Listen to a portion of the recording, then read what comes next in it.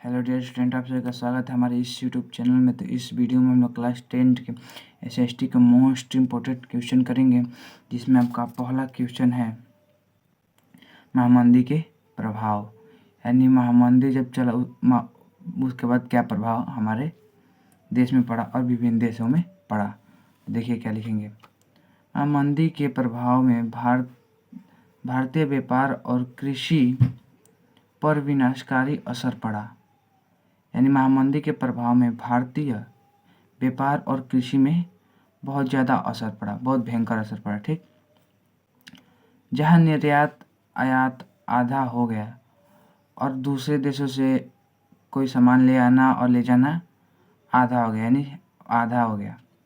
और कृषि उत्पादों की कीमत गिर गई, और जो कृषि उत्पाद की जो कीमत थी वो गिर गया था। ठीक, इसके विपरीत शहरी मध्यम वर्ग और निश्चित आय वाले लोगों को कम कीमतों का लाभ मिला।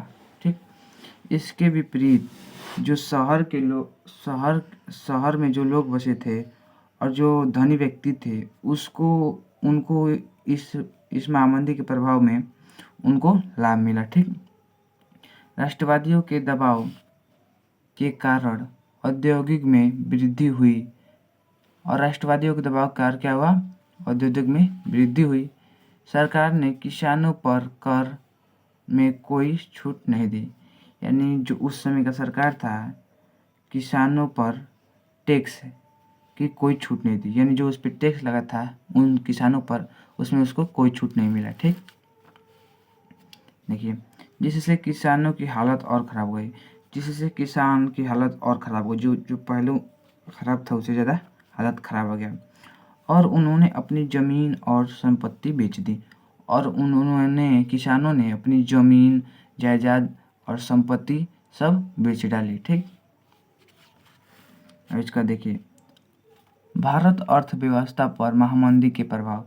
यानी भारत का जो अर्थव्यवस्था है उस पर महामंदी का क्या प्रभाव पड़ा। तो पहला है, देखिए, व्यापार पर प्रभाव। यानी भारत के व्यापार पर क्या प्रभाव पड़ा। तो भारत का निर्यात और आयात वर्ष 1928 और 1934 के बीच लगभग आधा हो गया। यानी जो भारत का आवागमन था वो वर्ष 1928 से 1934 के बीच लगभग आधा हो गया था। ठीक, जिससे वैश्विक व्यापार में भारी गिरावट आई, जिससे इसके वर्ष आयात निर्यात आधा हो गया था, जिससे वैश्विक व्यापार में बहुत ज़्यादा भारी गिरावट आई। ठीक, अब दूसरा देखिए, दूसरा किसानों पर प्रभाव। यानी भारतीय किसानों पर महामंदी का क्या प्रभाव पड़ा। कृषि उत्पादों की कीमतों में भारी गिरावट आ गई। यानी जो भारत में किसान थे, वो जो कृषि उत्पाद यानी जो भी अनाज उगता था उनकी कीमतों में बहुत ज़्यादा गिरावट आ गया। जैसे गेहूं की कीमत 50% तक गिर गई। यानी गेहूं की कीमत में आधा दाम उसका गिर गया। ठीक, सरकार की करों में कोई राहत नहीं मिला।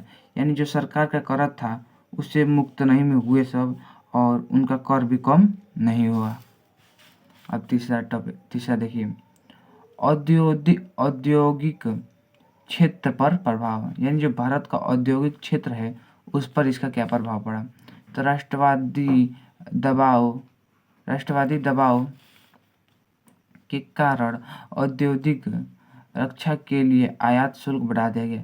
यानी राष्ट्रवादी दबाव, यानी जो भारत का राष्ट्रवाद था उसके दबाव के कारण औद्योगिक रक्षा के लिए, यानी उद्योग की रक्षा करने के लिए जो आयात निर्यात का शुल्क था उसको क्या कर दिया गया, बढ़ा दिया गया। ठीक, बढ़ा दिया गया। इस संरक्षणवाद ने भारतीय उद्योगों में निवेश को बढ़ावा दिया। यानी जो यह रक्षा का काम हुआ है उसने भारतीय उद्योगों में निवेश को बढ़ावा दे दिया। ठीक, अब दूसरा टॉपिक देखिए, आपका दूसरा टॉपिक है रॉलेट एक्ट। ठीक, देखिए, भारतीय सदस्यों के विरोध के बावजूद वर्ष 1919 में रॉलेट अधिनियम इम्पीरियल लेजिस्लेटिव काउंसिल के माध्यम से पारित किया गया। ठीक, जो भारत सदस्य थे वो उनके विरोध के बावजूद भी रॉलेट एक्ट ने वर्ष 1919 में एक अधिनियम इम्पीरियल लेजिस्लेटिव काउंसिल के माध्यम से वो उसमें भर्ती हो गया, यानी पारित किया गया। ठीक, रॉलेट एक्ट ने राजनीतिक गतिविधियों को दबाने के लिए सरकार को अत्यधिक शक्ति प्रदान की थी।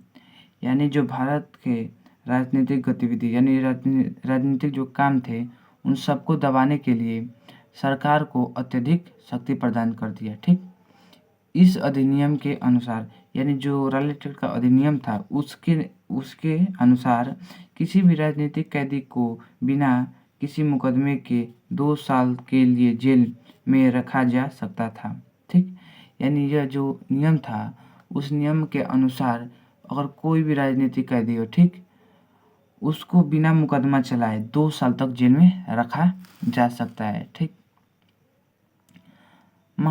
गांधी जी ने ऐसे अन्यायपूर्वक कानून के विरोध में अहिंसक ढंग से नागरिक अवज्ञा चाहते थे। यानी जो गांधी जी थे ऐसे अन्यायपूर्वक कानून के विरुद्ध में खड़े हुए और अहिंसक ढंग से नागरिक अवज्ञा चाहते थे। ठीक, इसके लिए 6 अप्रैल 1919 को सत्याग्रह के दिन के रूप में निर्धारित किया गया था। यानी इसके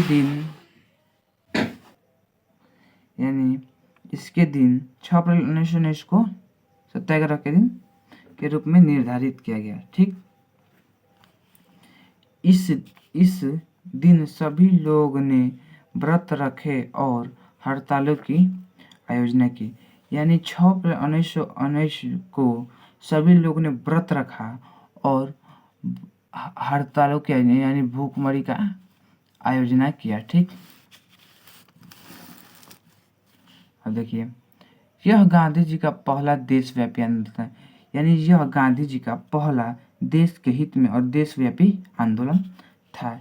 इसने असहयोग आंदोलन यानी जो गांधी जी का एक आंदोलन है जिसका नाम है असहयोग आंदोलन, उसके नींव को चिहित किया, यानी उसको नींव को मजबूत किया। 10 अप्रैल को अमृतसर में पुलिस ने एक शांतिपूर्वक जुलूस पर गोलीबारी की। यानी 10 अप्रैल को अमृतसर में एक शांतिपूर्वक जुलूस जा रहा था। ठीक, उसमें जो पुलिस थे वो उस जुलूस पर गोलीबारी कर दी। ठीक, गोलीबारी किया। इस घटना में उत्साहित लोगों ने बैंकों, डाकघरों और रेलवे स्टेशन पर हमला किया।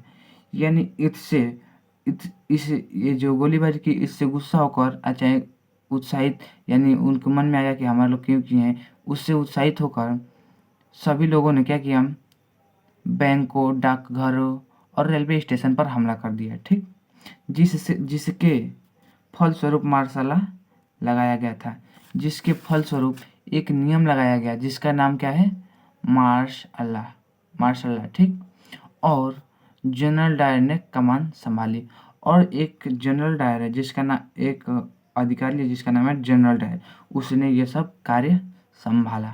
ठीक, अब अगले वीडियो में हम लोग अगला टॉपिक लेके आएंगे। तब तक के लिए धन्यवाद।